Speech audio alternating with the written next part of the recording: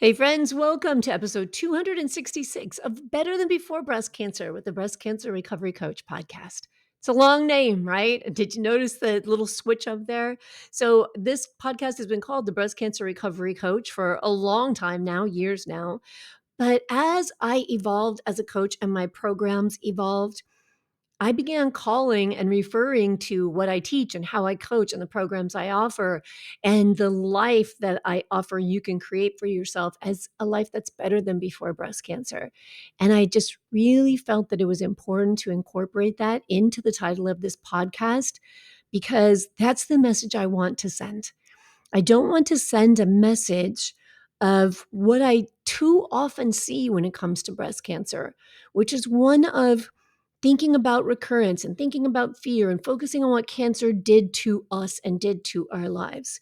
I want to offer a mindset shift and one that sends a message to anyone who's heard the diagnosis of breast cancer from stage 0 to advanced metastatic disease that we can still have a life that's better than before breast cancer, that we can make choices, we can live with intention, we can choose joy, we can choose the way we decide to think so that every single day that we have here is the day that we choose and it goes the way we want it to. Now, does that mean that we get to control life and that we get to start changing what happens to us in life? It absolutely does not. We have no control over that. But we do have control over the story we tell ourselves about what happens. And I don't mean denial and I don't mean, delusional, but in every story, pretty much, there's a focus that can lead to suffering, and there's a focus that can lead to healing and growth. It's not always happy and sad, right? It's not always like there's a good thing, oh, there's a silver lining on this. I don't think that's always the case. Sometimes things are really painful, but I do think that in most situations that occur in life, I guess I would say in all situations, we can, if we choose, look at them in a way that allows us an opportunity to grow. And that's the message that I want to send with this podcast. So, the new name, the long name, but I'm going to try to get used to saying it as I intro the podcast, is Better Than Before Breast Cancer with the Breast Cancer Recovery Coach. And so I'm trademarking that whole name. So it's something that apparently I have to use according to the law as well and make sure it gets out there. So I hope you like it. And I hope that that message is loud and clear with every episode of this podcast. So if you are a new listener, welcome. And if you are a return listener, thank you for your ongoing support of this podcast. It's a passion project for me. It means so much to me to reach so many women around the world. It's so fascinating, right? That just you get an idea one day, and that idea turns into what this podcast and what my business has become is pretty mind-blowing, but I love it. So I also believe very much in listening to that small voice inside of us, that voice that says, this is the direction, this is what you need to do, this is a calling, right? You hear that calling term used in so many ways. And for me, when we're paying attention to ourselves, when we're listening and we're tuning into ourselves and we feel that calling, oftentimes it's disrupted by a lot of self-doubt and a lot of self-criticism and a lot of disbelief and on and on and on. But if we allow ourselves to be courageous and follow that calling, even when it's scary, I think that most of the time it leads us exactly where we need to be. And that's what happened with this show. So I record these podcasts ahead of time, and I had recorded an episode that was going to come out today. And when we went to edit that episode, the last 4 minutes of that episode were gone, just black, no audio, no video, nothing. They were just gone. And normally, I would look at something like that and think, okay, I got to go re-record this episode. I had, outlined the whole thing. It was important for me to talk about. You'll be hearing it next week. But when this happened and the end of that podcast was corrupted, I knew there was something else I needed to talk about because there was something else on my heart from a conversation I had with a beautiful breast cancer survivor who I am proud to call my friend. She's young. She was very young at her diagnosis, 33 years old. She's a young mother. She has a young daughter. She's smart. She's successful. And we had this conversation about life after breast cancer, and it was heartbreaking. It was painful. There was a lot of suffering that was discussed in this conversation. And the reason why it was on my heart is because it's not the first time I've had this conversation.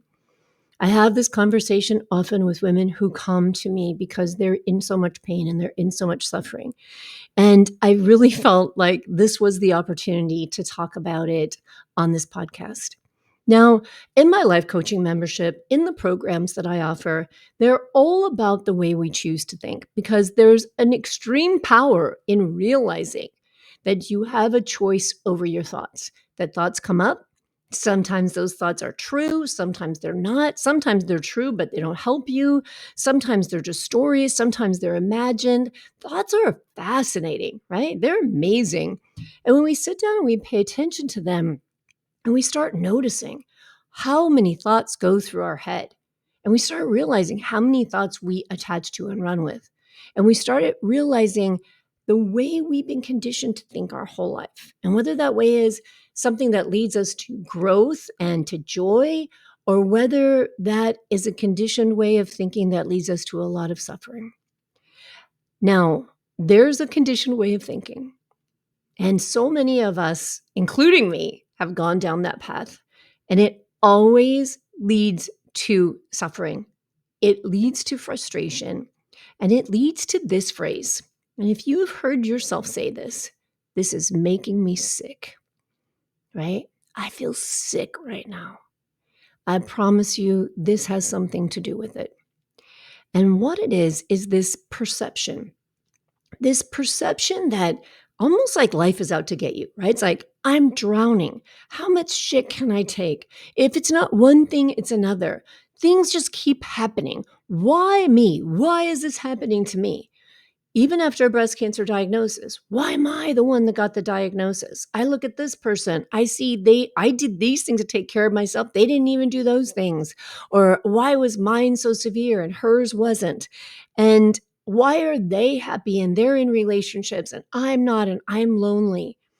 And we go through life with this comparison, really victimizing ourselves. That way of thinking is making ourselves a victim of life. Why is life doing this to me?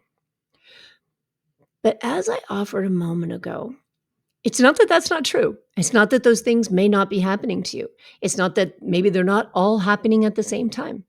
Within a few months of me leaving my marriage, I was diagnosed with breast cancer. I was newly a single parent with 2 children out of my 4 children still at home that I was responsible for taking care of. I had a lot going on in my life. Was that a great time to get breast cancer? Is there a great time to get breast cancer? Is there a good time to get a divorce? Is there a good time for financial pressures? No. But this is life, right? No one's life is a fairy tale. At least no one I know. And you know what? Here it's funny, and I'm going to bring up the first thing that pops into my mind when I think about a fairy tale life. You think about a fairy tale princess. And I remember after Queen Elizabeth passed, I don't even know how long it was ago, within the last year, when she passed, I remember reading stories about her, looking at photos about her. And you would think, here's this woman. She was born into royalty. What an amazing life she must have had. What a privileged, gifted life she must have had. And I'm sure there were many, many privileges and benefits. But I read this story about her, and it was photos of her with her hands in her pockets in this dress she was wearing. And she had this photographer come in and do this special private photo session for her. And apparently there's some hoops you have to go through as a royal person to get your photos approved before you publish them. And she was not allowed to publish these photos because they were considered inappropriate. They were not formal enough that as a queen, she couldn't be as casual as standing there with her hand in her pocket. And when I read that, I thought, wow, you know, we tell ourselves stories about other people, but we don't know. We don't know other people's suffering. Everyone has a story. What if that woman, in her deepest, deepest heart, just wanted to be casual and free and silly? But because of the role she was born into, that was not something she could do in her life. Did she suffer because of that? I don't know. Was that something that she always dreamed about and could never fulfill? I have no idea. But I remember reading that story and thinking, no matter how amazing we think someone else's life is, we never know. And yet we go down that road too often of comparing ourselves and comparing lives and comparing someone else's happiness to ours as if people go through life without pain, without suffering, and no matter what form that comes in. It may not come in a form that you consider suffering when you go through it. You may look and say, oh, I'd rather go through that than through this. But maybe that person would rather go through what you're going through than what they're going through. When we go through our lives doing that and comparing ourselves to others and telling ourselves this story, like, why is this happening to me? And we make ourselves this victim of life. We miss what I think is a beautiful lesson. And this is a lesson that I came to learn. And this is something I discussed with my friend the other day. And she had finished telling me that as a result of going through breast cancer, and she decided with her reconstruction to go flat. She decided to do no reconstruction. She's very young. She's very beautiful. She's single. And she wanted to get that story out there. She feels that calling that I talked about, and she wants to send a message to other women to be confident in themselves and to be feeling beautiful and sexy. But as soon as that calling surfaces and she feels it, that self-doubt comes in. And the look at what life has handed to me comes in. And she asked me this question: why? Why is this happening to me? And here's what I offered her. And here's what I want to offer you when you find yourself thinking that. When you find yourself saying, if it's not one thing, it's another, everything is coming at me, that, well, that's not untrue, right? That's life. And that's kind of the cycle of life. In the life coach school where I was trained, Brooke Castillo, who's the founder of the life coach school, she teaches that life is 50-50. 50% of life is challenging and 50% of life is wonderful. When I first heard that, I thought, gosh, I kind of think that a lot more of my life is wonderful than 50-50. But then I go through times where I'm like, oh, damn, she was right. Maybe about 80% is sucking right now, right? But then it switches. So I think it all comes out in the wash. But it is true that we oftentimes feel like we are just in the middle of a meteor shower of bullshit from life. Like things are just coming at us and hitting us, and it feels like a lot. Why would that happen? Why do we go through that?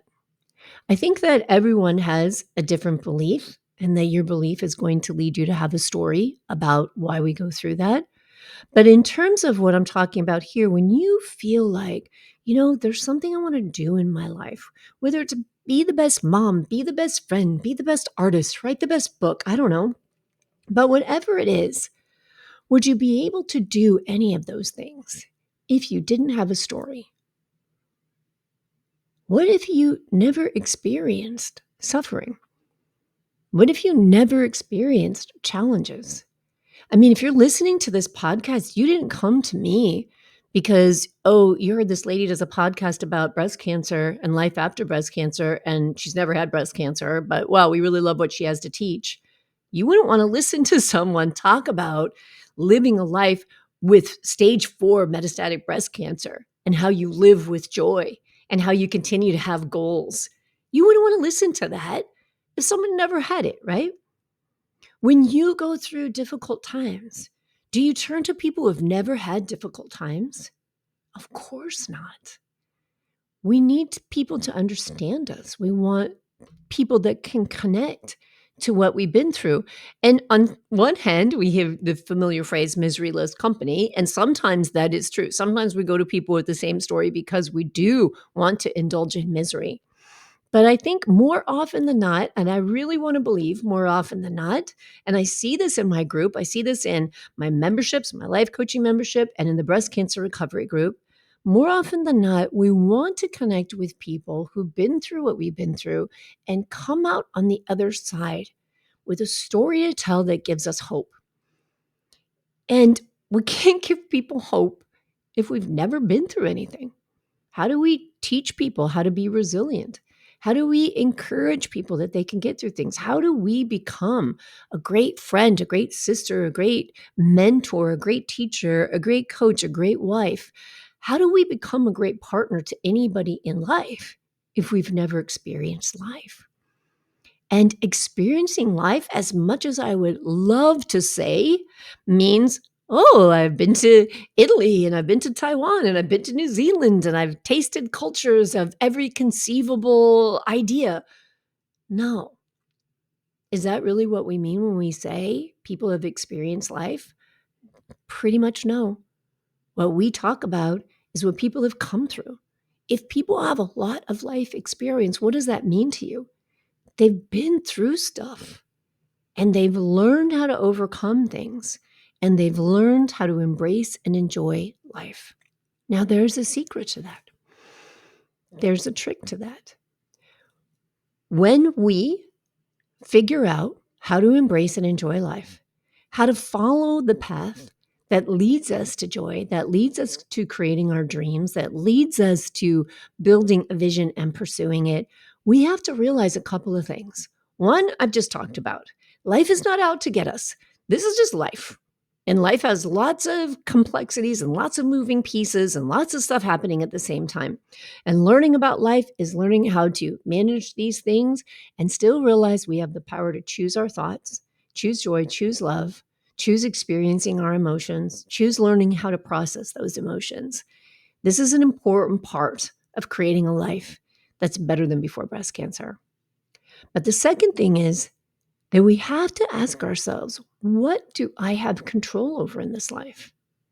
Am I spending so much time and so much energy focused on grieving, regretting all things that I have no control over? Other people's behaviors, other people's stories, other people's life experiences. When we learn the very, very, very valuable lesson that the only thing we have control over is the way we think, that is the game changer in life. And you have that power every day. You have the power to choose that now, right now, today. Now, it's hard to do because in some ways, we want to feel that anger. I'm not sure why that is, but it feels like something unfair has happened to me and I have a right to it. And I'm not going to argue with that. You do have a right to it if you want to choose it. But in choosing the anger, in choosing comparing what you've been through to what other people have been through that you perceive to be worse for yourself, what does that bring you? Where does that get you?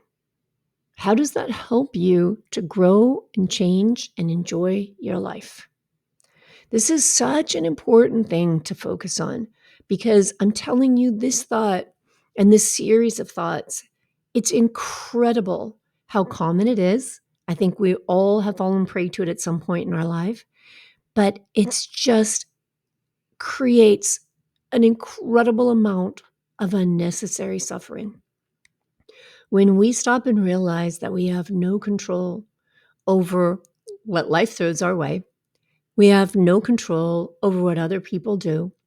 And even more, that when we sit and we think about what these other people do, what they don't do, what happened to them, what didn't happen to them, and how unfair it might be to us, when we sit there and we focus on that, we make ourselves sick. I started off at the beginning of the show saying those things that you can't control are making you sick because you want to control the things that are out of your control. And what does it feel like in your body when that happens? What does it feel like in your body when you're in bitterness, when you're in regret, when you're telling yourself that something that happened in life shouldn't have happened in life and it isn't fair?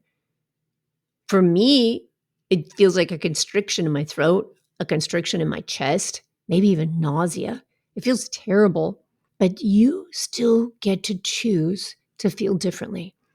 When you learn to practice asking yourself, how do I want to feel? And what do I have to think in order to feel that way?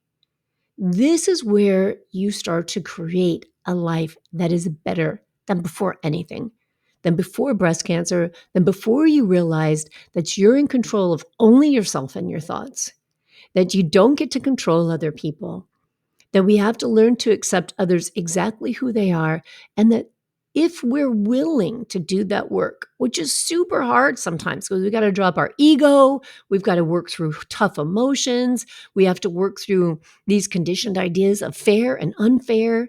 But when we do that, and we come to the realization that I can control what I think.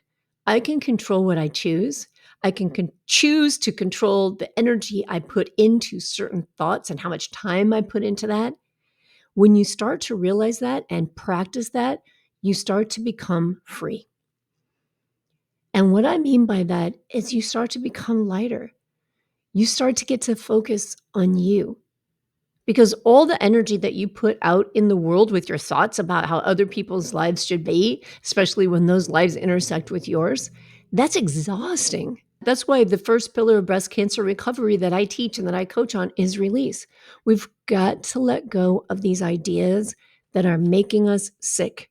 And when I say they're making us sick, does that mean you gave yourself cancer? Please don't go there. It doesn't. But it does mean that it doesn't serve you. It doesn't support you. It creates a lot of stress. Stress impacts your immune system. So it doesn't align with the choice to make decisions in a way that support your body's ability to heal, right? We want to be the people who think every day, what can I do to support my body's ability to heal? Because when we think in that direction, then again, we're taking even more power to create a better life. Because we could be thinking every day, what is cancer going to do to me? What is the scan going to say? When am I going to get a recurrence? Am I going to get a recurrence? Or we can think, what can I do to support my body's ability to heal? And that extends into our emotional life. That extends into the thoughts that we have that say, this is what's happening to me. This is what people are doing to me. This is what life is sending me. This isn't fair. This isn't right. When it doesn't feel good, when you notice those thoughts and you notice how sick they make your body feel, this is a wake-up call. It's saying, hey, this way of thinking is not supporting my healthiest life. And I can choose differently. And no, it is not delusional. Again, I said that a minute ago. It is not denial and it is not delusional. It is making a decision to say, this is the reality of life. And these are the things that are happening. I am getting a divorce. I have a diagnosis of breast cancer. I also have a stressful job. I also have children to take care of. These are the realities. How do I want to see them? What do I want my story about all these things to be about? Do I want it to be one of victimization and struggle and challenge? Or do I want it to be one of opportunity and inspiration and noticing what my heart is calling for me to do to have more love and more joy and more connection in my life? So, what do you do with that? What's the next step? Where do you go with that? Well, let me give you a little bit of direction here. I think that getting thoughts out of our head and looking at what we are really thinking is a very important part of personal development and growth. And so it's important to do what I call thought downloads. Thought downloads, taking a piece of paper and taking a pen and getting thoughts out of your head is so enlightening. We become so aware of how many areas in our life that we're blaming outside forces for causing us suffering. And so, what the first step is when we're looking at creating a life that's better than before breast cancer is to look at what are you telling yourself you have control over that you don't have any control over, and that thinking it and fighting it and resisting it is literally making you feel sick. And get those thoughts out on a piece of paper, because once you see them, then you can begin to work with them. So if you get out that piece of paper and you say, what thoughts make me feel sick? And you start writing. The thought that I can change my ex-husband. The thought that I can make my 16-year-old be the sweet 6-year-old that he once used to be. I mean, all of them, right? I use those because those are kind of my own personal examples. But every single thing that I'm alone and someone else has a happy marriage, that I have no breasts, but the other people are the same age as me, have beautiful natural breasts, whatever those thoughts are that are making you feel sick. And you notice them and you realize, wow, these are things I have no control over. But I do have control over whether or not I will put energy into thinking them. Or when I think them, I will notice that thought and I will choose something different. I will let that thought go and I will choose a different thought that is also true. A thought that leads me more towards creating the life I want to live, rather than the life I feel is being forced upon me right now. There is a big difference there. So I offer that exercise to you because I think it's valuable. It's simple. It isn't easy because when you start to write down all the thoughts you have of all the things that are out of your control in life, at first you might feel overwhelmed. And then you might feel like, oh God, this is kind of miserable. But I just want you to sit with them and look at them and question them without judging yourself and even without judging the thoughts. But to look at each one of those things and say, do I have control over this? No. Does it make me feel good? Nope. Why do I continue to choose to think it then? This is where you get into the deep exploration. What are you getting out of thinking that? What is the benefit that you're receiving? In my Becoming You course, that's something that we dig into in that course because this is an important thing. We have to recognize and notice that we keep choosing something because it benefits us in some way. All right. Even if that way is negative, even if we talk about, negative attention, it may be giving you a negative benefit, but you need to become aware of what the benefit is. So, for example, if I choose to constantly talk about what a jerk my ex husband is, then I don't have to do the hard work of letting it go. Because so many other people think like that too, that I can just keep talking about that and other people will keep validating me. What is the benefit that I get? I don't have to do the hard work of dropping the anger and the judgment. And it is hard work to do that. But at the same time, how is it serving you? I don't think I know anybody who can talk about someone else doing something to them, right? Causing them to feel a certain way and feel good. It doesn't feel good. So asking yourself, how am I benefiting from this? What am I telling myself? Even if it is a negative benefit, I'm benefiting by people feeling sorry for me. I'm benefiting by people offering me more support. I'm benefiting by not having to learn how to process really difficult, tough emotions. I'm benefiting by not having to come face to face with my own ego and start letting things go, right? Those are benefits. So when we write this out on paper, we're like, what are these thoughts? What am I telling myself I have control over that's causing me to feel sick? And then little by little, we just investigate, how am I benefiting from this? What is it really doing? What is it really causing me to feel?